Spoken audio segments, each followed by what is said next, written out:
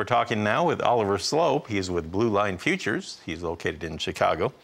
So the early gains just kind of flamed out within about the first half hour of trade on the grain markets here. Do you know what happened?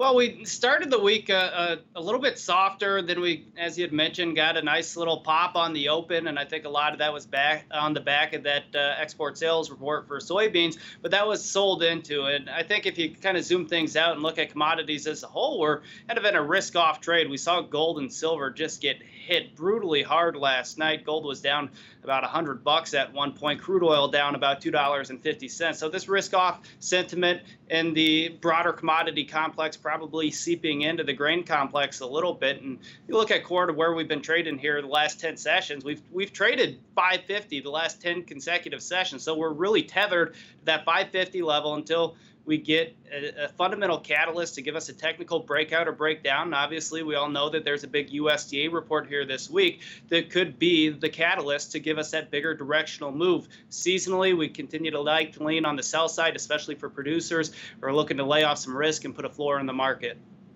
So what did you hear after the weekend rain updates and everybody got their reports in? I know you talk with folks all around the country.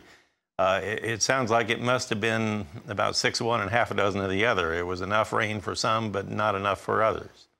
Well, it's the same story, just another year. It's the have and have-nots, and for the most part, I think everyone over the past weekend, they're looking a little bit better than they may have been expecting, and there's some great areas. I know the northern plains are a big question mark, and rightfully so. I think there's going to be some yield loss up there, but if you look around parts of Iowa, especially over the weekend, Illinois, down to Indiana, we've got clients who are staring down some of their best crops ever, and every little bit that's added down there makes up for every bit that's lost up north. So continue to kind of take all the bad news with a grain of salt, because we know that travels about 10 times faster than the good news.